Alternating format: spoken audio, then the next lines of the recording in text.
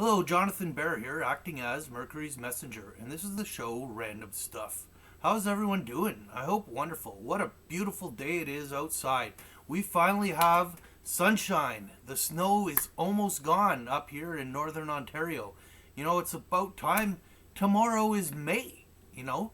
Um, I don't remember the last time there was still snow on the ground at this time of year. It's ridiculous. We had a beautiful Scorpio full moon last night. It rose right over the lake, right where I am here. Big, bright orange moon. It was beautiful. So that was going on. The show today, what it's about is basically I received a comment on a video I did about maybe a little over a week ago. It was a Uranus update or something like that. And I was talking about how on the 6th of November, 6/11, that number mirrored 9/11, and it's where Uranus is going back into Aries, which Aries is about war and whatnot. And the guy basically said he was trying to follow me, but then I started talking about numbers, and that's not astrology. So basically, what I want to talk about is what is astrology, and then I also kind of want to talk about tarot and numerology as well, and synchronicity. To me, they're all a part of astrology. So, yeah, first of all, okay, historically or whatever, astrology was kind of fell under magic or witchcraft. Science still doesn't really acknowledge it. I mentioned this video before about Terence McKenna, and he really made a good argument on how it is science. How I've always kind of viewed astrology is also scientific. So Tesla, for example, said if you want to understand the secrets of the universe, you got to think in terms of physics. Okay, so everything's basically energy, and so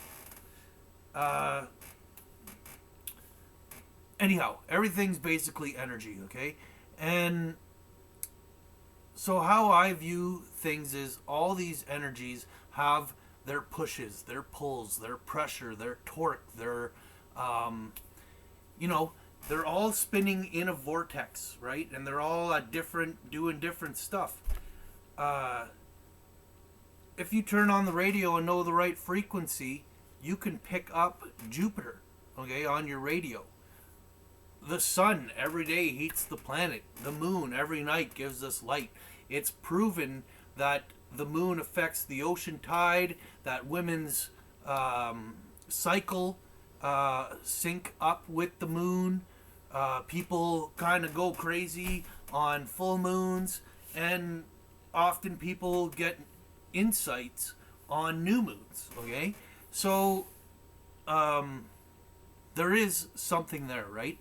Now, another way of scientifically looking at astrology, besides these energies all like rubbing against each other and causing friction and torque and pressure, is the double slit experiment. Okay, the double slit experiment, what it is it's the conclusion was basically the observer affects the observation. What it was they were sending light through slits, open spaces, and observing how it happened, and it seemed like when they were observing it, I don't recall it by heart there, but I'm pretty sure it's when they were observing it, it would do different stuff than when they weren't observing it. And they came to that conclusion that their observation is somehow affecting um, the experiment. Okay, and it's kind of based on quantum physics. Now, I mentioned this too before in an old video about Modest Mouse, the song "The Stars Are Projectors." Really, Modest Mouse has nothing to do with this. It's just the concept here is what I'm trying to get at. Okay, the stars are emitting a light. Okay, that light eventually reaches us because we see the stars. But not only that, the stars make up constellations. Okay, and those constellations, the planets in astrology cross through those constellations. And when they do, the light then has to choose a path. But us as observers also affect that observation, and and so there's choice. Like the planets don't make you do anything. They offer opportunity, or whatnot. It's us who actually has to choose, or whatnot. It all depends what planets in what constellation and what's going on, how it may or may not affect you or whatever. Um, I don't. Another thing that I'm just going to add into there, okay, about maybe energy and frequencies. I haven't really put a whole lot of thought into this yet because a lot of this information is still a little new and I haven't sat and pondered much on it yet. But there's 88 keys on a piano and there's 88 constellations. The Australian Aboriginals, the oldest culture currently on Earth, their creation myth is the world was sung into existence. Okay, energy is frequency, vibrating, resonating, giving sound. So, you know, uh, the planets resonate a sound, the constellations are resonating a sound, the sounds interrupt each other, affect each other, whatnot. You see how there is a science behind astrology. It's not just magic. But nonetheless, tarot, okay? Tarot, it basically, there's no scientifical backing for tarot that I can really understand. But, I do. I'm personally not a fan of tarot. I feel it's heavily, heavily overused nowadays. Every reading that some astrologers do, they pull a card, and I just feel it's overdone. It adds to their show, or it backs up what they already said. Nonetheless, I don't use tarot. I like it. I'm kind of into it. I'm into synchronicity and stuff like that, and so I feel like there are times when tarot does work, but it doesn't always have to even be tarot.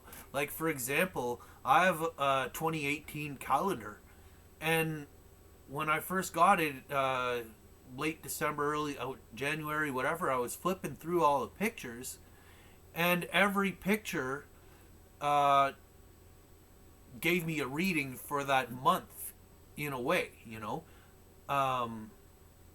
and every picture just kind of seemed to flow. Like I was like, these pictures almost seem to, they're it's beyond coincidence that these pictures seem to almost tell a story when you flip through the pages and see the picture after picture, even though the only real connection was nature. It just filled the story of what I already kind of had for the year, and the pictures fed that prediction. Numerology, like, why wouldn't numerology be a thing?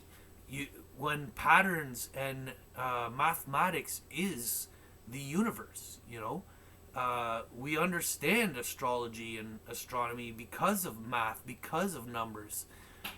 So why wouldn't there be a synchronicity there with numerology being something with astrology, right? So yeah, I spoke about tarot, numerology. Was there something else tarot, astrology, synchronicity? I covered that, I guess.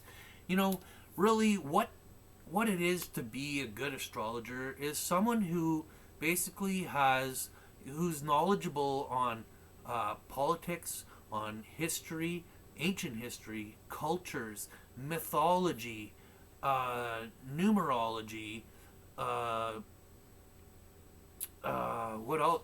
I said politics, conspiracy theory, even, just all these different facets, science, physics,